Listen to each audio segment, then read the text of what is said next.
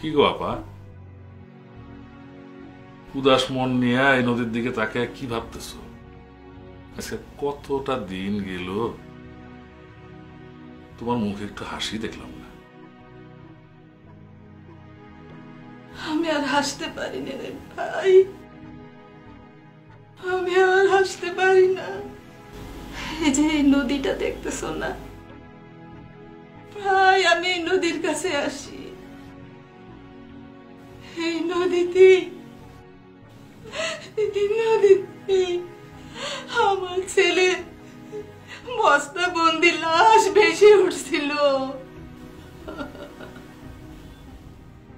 আমার ছেলে কি দোষ করছিল তুই তো জানোস। ছেলে ওই মিছিল করতে গেছিল, ওই সাদা পোশাকের কয়জন আমার ছেলেরে ধইরা নিয়ে গেল। তারপর আমি এইখানে খুঁজি, ওইখানে খুঁজি, এই থানায় ওই থানায় খুঁজছি, চেয়ারম্যান মেম্বার সবার কাছে গেছি, কিন্তু কেউ আমার ছেলের সন্ধান দিতে পারে নাই। তারপর হঠাৎ করে একজন এসে বলল ওই নদীতে নাকি,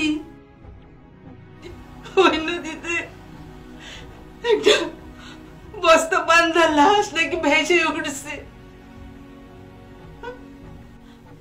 আমার কি জানি মনে হইল,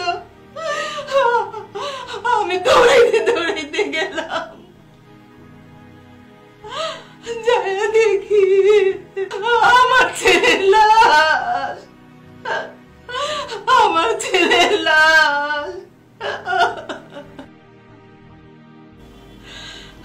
আর কাইন্দা কি করবো আপা,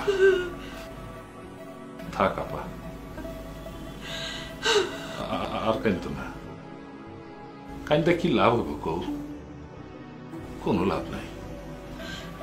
একটু প্রতিবাদ করলেই জেলখানায় নিয়ে যায়, গুম হয়ে যায়।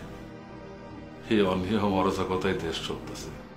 দেখো না, আমাকে 3-3 বারের প্রধানমন্ত্রী তারে টাকা তসরুপের দায়ে জেলখানায় ভরে রাখছে মিথ্যা মামলা দিয়া। তার বিরুদ্ধে অভিযোগ দিছে সে নাকি এতিমের টাকা মারছে। অথচ দেখো, টাকা যে ব্যাংকে ছিল সেই ব্যাংকেই আছে। আমাকেও সেই সাবেক প্রধানমন্ত্রীর তো সাজার কমল না। মনে হয় যেন গণতন্ত্রটারে ওরা জেলখানায় আটকায় রাখছে। বাইরে ভাই, আমার ছেলেটা চলে যাওয়ার পরে আমার যে দিন কেমন করে কাটছে কি বলবো। ও একটা টিউশনি করতো, সেই টিউশনি টাকা দিয়ে তাও কোন রকম সংসারটা চলতো। এখন আমাদের কে খাওয়াবে? আমি এখন কয়েকটা বাসায় কাজ করি, তারপর যা টাকা পাই ওইটা দিয়ে তো আমি কিছু কিনতে পারি না। সব কিছুর এত দাম। আগে তাও তো কিছু কিনতে পারতাম, এখন তো মাছ মাংস তো কবে খাইছি জানি না। এখন তো একটু তরি তরকারি কিনে খাবো, ওই টাকা দেওয়া হয় না। কোন রকমে 4টা ভাত খাই, এমনি করে কয়দিন বাঁচবো রে ভাই? দাম কি আর কমবো না? কও না ভাই, এত দাম কেন রে ভাই? বাজারের দাম কি আর কমবো না? জানি না রে বোন, বুঝতে পারি না। যা কমো সবই মিশা কত, মিশা আশা দেখানো মানুষে। যতদিন না পর্যন্ত এই দেশের মানুষের সরকার ক্ষমতায় আইব, যতদিন না পর্যন্ত এদেশের দেশপ্রেমিক সরকার ক্ষমতায় আইব, ততদিন মনে হয় সাধারণ মানুষের কপালে সুখ নেই বইন।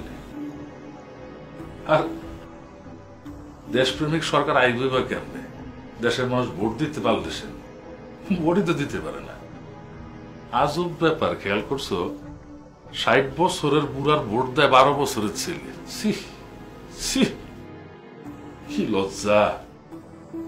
এইটা দেখা বিদেশিরা হাসে আমার দিকে তাকাইয়া। এই লজ্জা আমরা কই রাখুম রে বই? তবে সত্য কথা কই, যেদিন এদেশের মানুষ ঠিক ভোট দিতে পারবো, যেদিন এদেশের মানুষ তার অধিকার প্রতিষ্ঠা করতে পারবো, সেদিন এদেশে একটা নিয়ম ফিরাইব, একটা সুশাসন ফিরাইব। তখন মানুষের চাওয়া মতো মানুষ সব কিছু পারবো, সব কিছু পাইব। সত্যি সত্যি কইতেছ ভাই, এরকম দিন আসবে? সত্যি?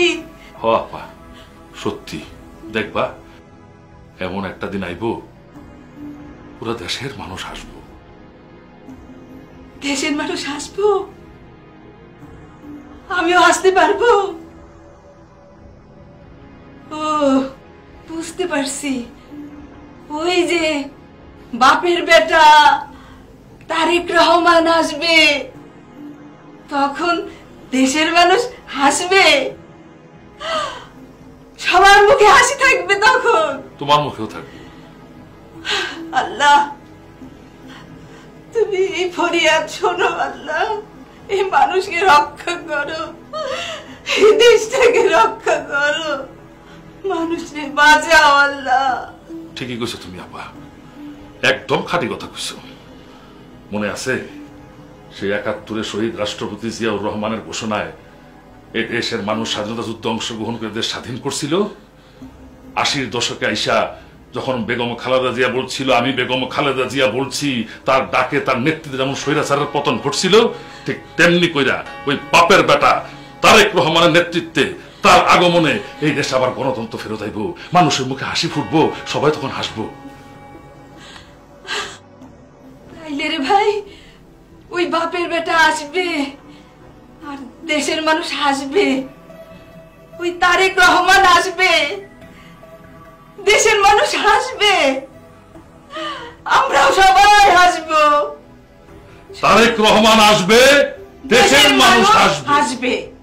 তারেক রহমান আসবে, দেশের মানুষ হাসবে। তারেক রহমান আসবে, বাংলাদেশ হাসবে।